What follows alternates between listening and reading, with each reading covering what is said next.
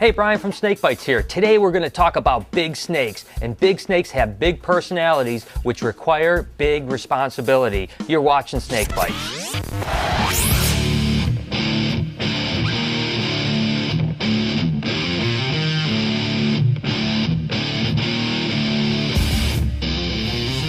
This show is all about big snakes, and I've been keeping big snakes since I was 15 years old, so I certainly have a passion for it. These boa constrictors, although they aren't monsters like the Burmese and the retics, are still considered big snakes. They might max out at about 8 foot, but the fact is no matter what snake you want to buy, if you're getting into the monsters, you got to do a tremendous amount of homework and make sure that you're ready for that responsibility. When considering big snakes, one of the things you certainly have to think a lot about is cage enclosure. When you have a ball python or a corn snake, you can keep it in little tubs, no problem at all, but these guys get huge. As a matter of fact, this reticulated python is in the family of animals that is the longest snake in the world. There was a reticulated python down at the Columbus Zoo named Fluffy that was almost 25 foot long and the largest snake in the world. These guys get really big, which means they need a really big cage. And as you can see with reticulated pythons, they seem to be really a lot more intelligent than a lot of snakes. And that means that they think a lot, and you gotta be careful when you're handling them a little bit. They're definitely more hyper than, say, a Burmese python, which is their other counterpart, that's much more lethargic and easy to handle. When you have an animal like this that's a good 15 foot long, and she wants to start to move, it's really difficult to keep her going. So again, you want to make sure that there's a couple people around when you're handling a snake like this, and make sure that you're ready for that type of responsibility. All right, guys, it's Cal's question of the week. Now, recently I found out that some cities outlaw entire breeds of animals, like pit bulls or Rottweilers. What do you think about that, George? I think it's those ignorant that are worthless human beings that ruin the whole reputation of a breed because they're Good opinion. I want to know from you guys. Text or video comment below. Is it the actual breed, or is it the ownership of the breed that makes them dangerous? Let me know. When it comes to Burmese pythons, these are the ones I've been keeping and breeding since I was a kid, like 15 years old. And I always say, I don't know that every 15-year-old should own a Burmese python, but I certainly did fine with them, and I just love these guys. They don't get as long as reticulated pythons, but they certainly can get big. And when we're talking about big, that means you've got to be able to afford to feed them, because these guys are going to eat frozen rabbits, and certainly a frozen rabbit is more expensive than a frozen rat. And you got to remember, something like this is going to live 20 plus years, so you got to make sure that you can make that investment of feeding and caring for it for the entire life. When it comes to big snakes, they can really be fun to handle. This one's super tame even when it's dark and blue. And as we've said, you know, when a snake is in blue, typically it becomes more aggressive. You can see she's still just a little puppy dog, but you gotta make sure that you can handle these guys their whole life, because the one thing we never want anyone to do with a big snake is to release it into the wild. We've certainly got our hobby into a lot of trouble with that happening. Certainly, if you ever get to a point and you get a snake and it just outgrows your enclosure, or you just can't handle it anymore, make sure you find a really good reptile rescue that's willing to take it off your hands. Never ever release it. But again, these snakes can be super tame and super docile, but it's not always the case. Let's go check out a snake I call Satan.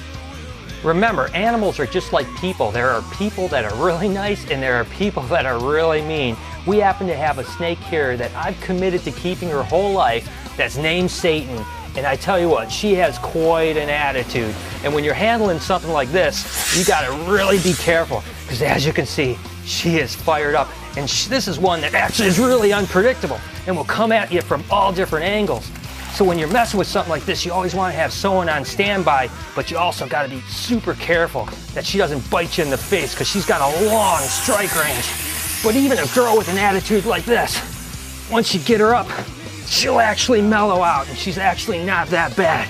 But when you first go in there, you got to really be careful, because taking a bite from her, which I've done in the past, is never a fun thing. Just to recap, big snakes can be absolutely fantastic, just like my girl Sunshine here, but you gotta do your homework, and if you ever need to get rid of them, never release them into wild. Find that reptile rescue.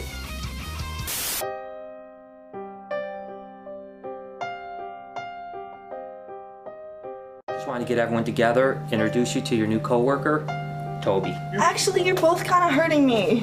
Yeah, everything's going just as planned. They're a mess. It's gonna be way easier than we thought.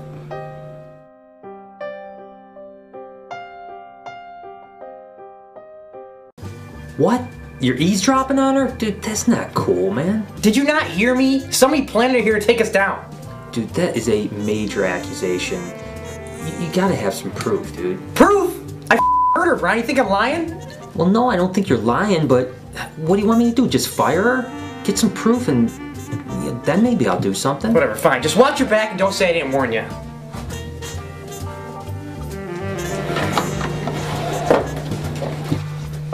So, is it true that Brian produced the first super chocolate Wonka ball? I don't know. You're gonna have to ask Brian that one.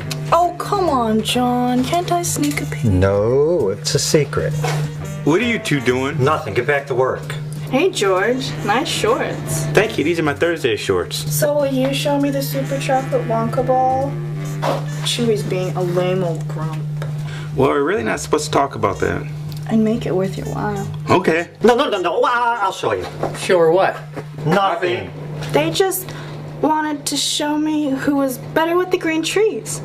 We'll save it for later. It's your turn to clean the break room. Why you always gotta wreck her fun, Cal? Yeah, I think she likes me. No way, dude. She's digging me. Listen, if you both knew it was good for you, you'd leave it alone. Chick is bad news, guys. He's just jealous. Get the out of here.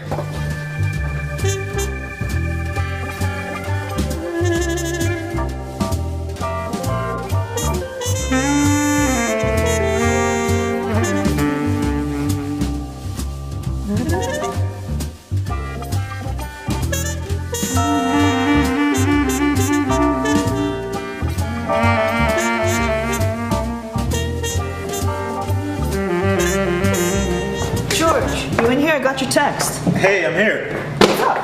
Well, I had something I want to tell you. Yeah? Well, Toby, I love you. I want to have your babies. Damn it, Shoes! No, Toby, listen. I'm in love with you, and I want you to have my babies. Who's it gonna be? Guys, I'm flattered. But the truth is, I love you both. What? Can't do that. Chewy, my real dad was so mean to me. And even though I've only known you a couple hours, I love you. But like a father. And George, you're so funny and so bright. Any girl will be lucky to have you. You can have me. I love you, George, but I can't. Why? George, I'm your mother.